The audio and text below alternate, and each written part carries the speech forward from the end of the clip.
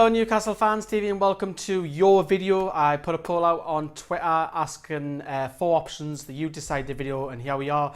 It is my all-time best 11 but plus 7 substitutes. I'm going to chuck in a couple of substitutes. If you're wondering why I've got a vest on, it's absolutely stunning outside. You might hear a few cars go by because I'm literally next to a window. It is really warm and I love it. Right, anyways, let's get to the subject. So my best 11, which you guys you've picked on Twitter, as I say, that was very close, I have to say, out the options. So let's begin then. So we're going to start with the substitutes. I'm going to run you through them dead quickly. So my substitutes, bench sub goalkeeper, I'm going to go for Tim Krul. Now, if you're wondering why I'm going for Tim Krul, this is the best side of the last 21 years that I've been watching Newcastle through and through. Substitute 2 is David Sonton. He's going to go on the bench, and you're probably asking why is that? That's because he can play left back and right back. I think he's versatile and he can fill in on either side being on the bench. Sub 3 is going to be David Batty. He was a rock when he signed from Blackburn. He's got a bite in midfield. Sub 4 is going to be the goal scorer Kevin Nolan, who's going to be in that side as well. Sub 5 is Rob Lee, who's in the side. Sub 6 is going to be Craig Bellamy, because I feel he had his best football at Newcastle in his career. And sub 7 is going to be Tino Asprilla, who's on the bench, who can create a little bit of magic. So who is the starting 11?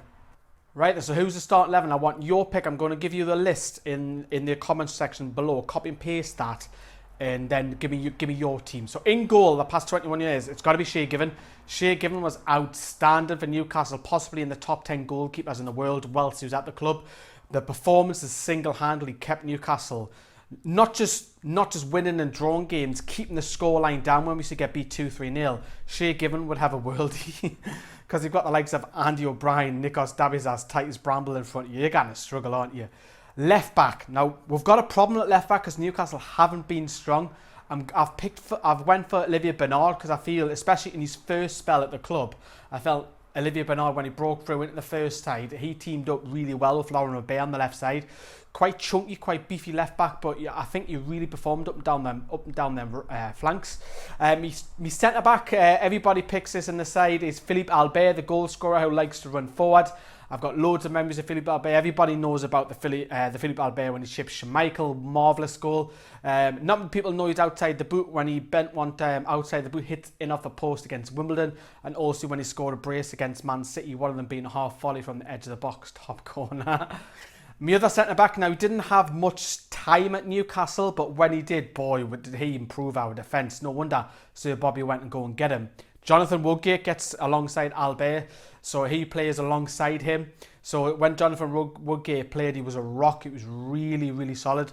Real Madrid come calling. Now, Real Madrid don't often go for English centre-backs. We know that he had a nightmare debut at Real Madrid. We know that, but going to Real Madrid, you know, it shows you something that Real Madrid are looking at Newcastle centre-backs. Now, right back, this is going to cause a few debates because you could have had, say, Warren Barton, Matthew Debussy, you could have Daryl Yama even, but I'm going to be cheeky and I'm going to opt for Nobby Solano at my right back. The reason why that is because he played right back for Peru through and through. Yes, he played right midfield predominantly for Newcastle, but he also had a few games at right back. And I'm going to chuck Nobby in. He's probably my favourite in this 11 because I love technique players. That's how I was brought up as a kid, watching clever technique players. He's got a great delivery on him, great work rate, great free kick, great at volleys as well, half volleys as well. So for me, yes, he didn't have the greatest pace, but Nobby's well loved on the club as well. I actually worked with his niece at work as well.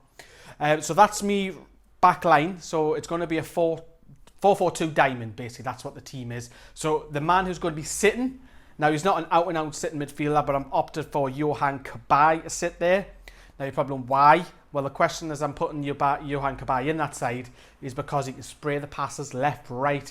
He can put his foot in when he wants. Now, yes, we sold him for nearly up to 20 million to go to Paris, but when he was at Newcastle, he was fabulous. He was absolutely fabulous. Scored a few great goals as well, so French international, so he goes to my side. Now, on the right wing, I'm going to be a little bit controversial. I'm going to play him out of position because I feel the left winger can play there. He's a good option as well. But right wing, I'm going to go for David Ginola.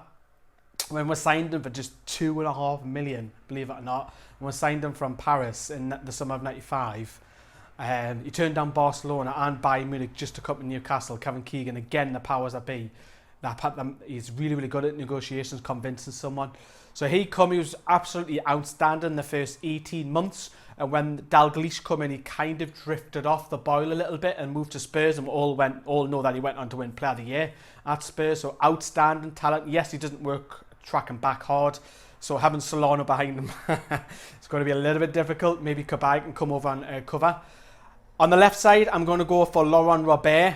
You might have give you a hint earlier on with Bernard behind him, but when Robert, especially under Bobby, Robert was just phenomenal, man.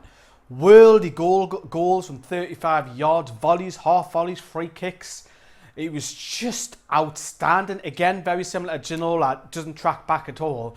And you might not see him for 3 or 4 games, then he'll just have 2 worldy games and then disappear again. But that was Robert for you. You would put up for that if he won you the game. His delivery was good at times. I have to say at times, because at times Shearer used to go off it with him, very similar to Ginola. But Robert for me has to go on that side. And who's going to play the attacking role?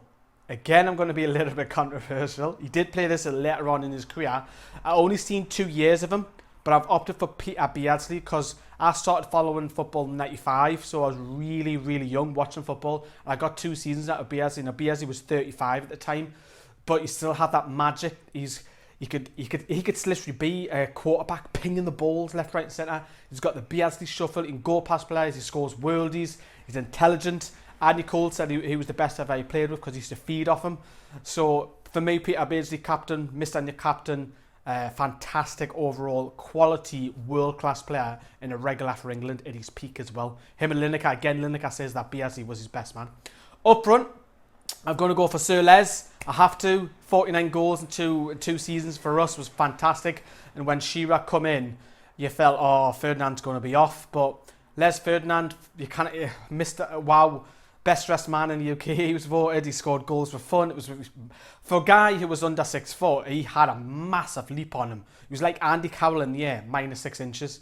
Ferdinand was just a beast in the air, proper bully. And of course, up front, it has to be Shearer. You'd be pretty stupid not to. Shearer goes up front, our all-time record goal scorer, Mr. Newcastle, through and through. Geordie, a lad from Gosforth, brilliant. He loves the Gallagher. What can I say more about Shearer? Goals, penalties, elbows, tap-ins, blasts, you name it, Shearer. Fantastic. The assistant manager. Now, some of you might go for Rafa Benitez, but I don't think Rafa Benitez has been here long enough to do this. So my assistant manager is going to be Kevin Keegan, Mr. Motivator. And there's also be a motivator in charge as well, is Sir Bobby, God bless his soul, is going to be the boss of this team. So with those two, this team can go on and surely win the Champions League. We might need to buy a couple of defensive players for this side. But let me know again, copy and paste it on the comment section below. This is my side for Newcastle. I've been Lee on behalf of Newcastle Fans TV. See you later.